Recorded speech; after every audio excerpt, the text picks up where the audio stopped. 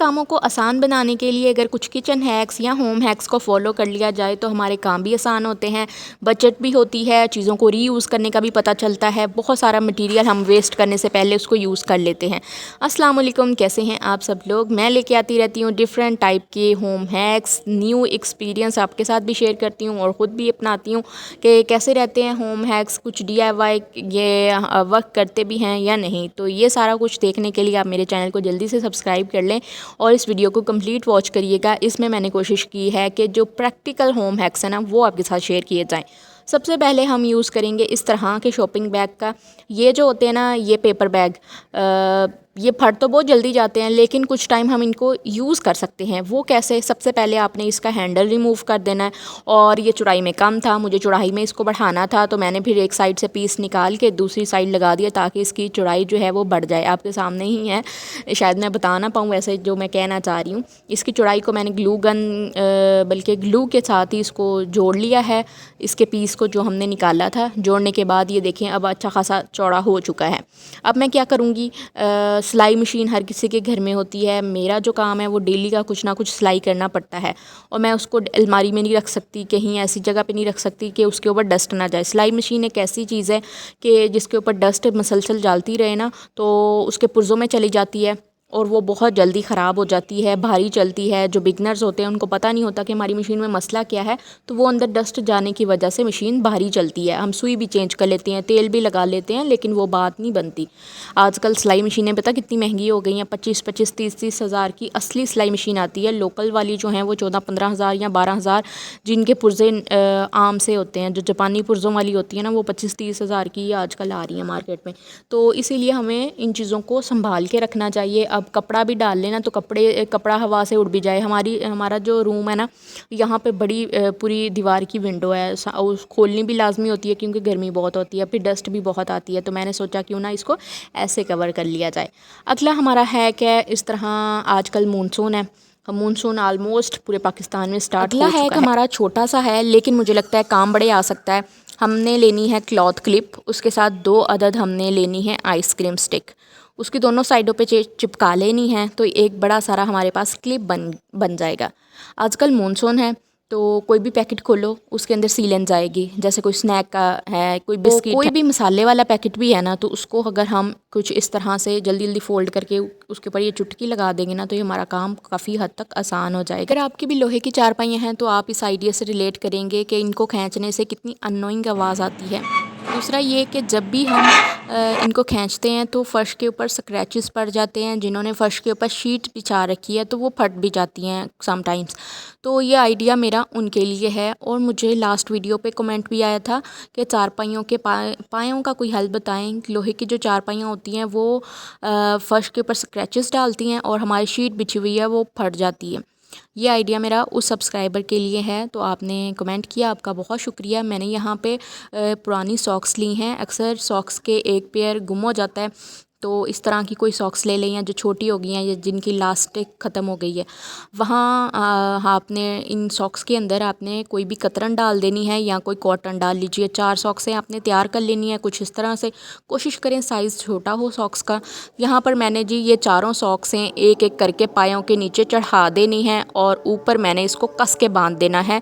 किसी भी धागे की मदद से, मैंने इलास्टिक बारीक वाली ली है, बहुत टाइट उससे बंध जाता है, नहीं तो आप तार भी लपेट सकते हैं, उससे तो और काम आसान हो जाएगा। ये चारों मैं इन पायों के ऊपर चढ़ा दूँगी, फिर मैं आपको दिखाती हूँ। ब्यूटी गर्ल के नाम से इनकी आईडी है। यहाँ पर मैंने एक स्क्रीनशॉट भी लगा दिया है। मैंने जिस वीडियो में चारपाई का कवर बनाना बताया था उसी वीडियो के नीचे ये वाला कमेंट आया था तो मैंने उसका स्क्रीनशॉट यहाँ पे अटैच कर दिया। ब्यूटी गर्ल है उनका नाम।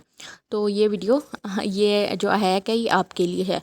यहाँ पर मैंने तकरीबन ये सारे पायों के ऊपर चढ़ा लिए हैं। अब मैं आपको इनकी फ़ाइनल लुक दिखाती हूँ और मैं चारपाई खींच के भी दिखाती हूँ कि इसकी आवाज़ अब बिल्कुल नहीं आएगी। ये टेंशन भी ख़त्म और ये जो शीट आपने कहा था कि नीचे फट जाती है चारपाई खींचने से, वो टेंशन भी ख़त्म।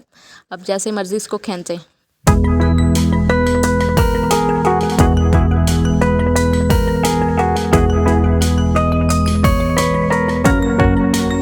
अगर डोरी से बांधेंगे तो मुझे लगता है कुछ टाइम के बाद डोरी ढीली हो जाएगी और ये उतर भी सकती है। इसीलिए आप कोई लोहे की तार लेके ना फ्लेक्सिबल जो होती हैं वो इजीली इसके इर्द गिर्द लपेट हो जाएंगी। जैसे ये डोरी बांधते हैं ऐसे ही तार बांध दीजिएगा तो बिल्कुल फिक्स हो जाएगी। हमने जो इसके अंदर कपड़ा डाला है ना, कतरन डाली हैं, उससे इसकी आवाज़ भी नहीं आएगी और ये इसकी जो भी मोटी सतह है ना नीचे, ये फटेगी भी नहीं। मोटी हो जाएगी ना तो फटेगी नहीं नीचे से सॉक्स।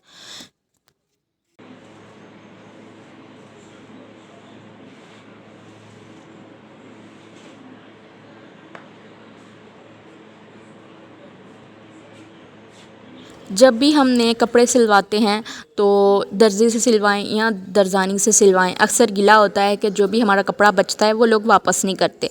तो मैं क्या करती हूँ कि कपड़े सिलवाने से पहले जो भी कपड़े का नाप है उस हिसाब से कटाई कर लेती हूँ कपड़े की। पहले शिरिंग करना है कपड़े को, उसके बाद आपने दामन का नाप करना है और लंबाई का नाप करना है। जितनी कमीज़ की लंबाई है उस पर कट लगाएं और जितनी आपने दामन की चौड़ाई रखनी है ना, जो आपका सही नाप है दामन की चौड़ाई उतनी नाप लीजिएगा।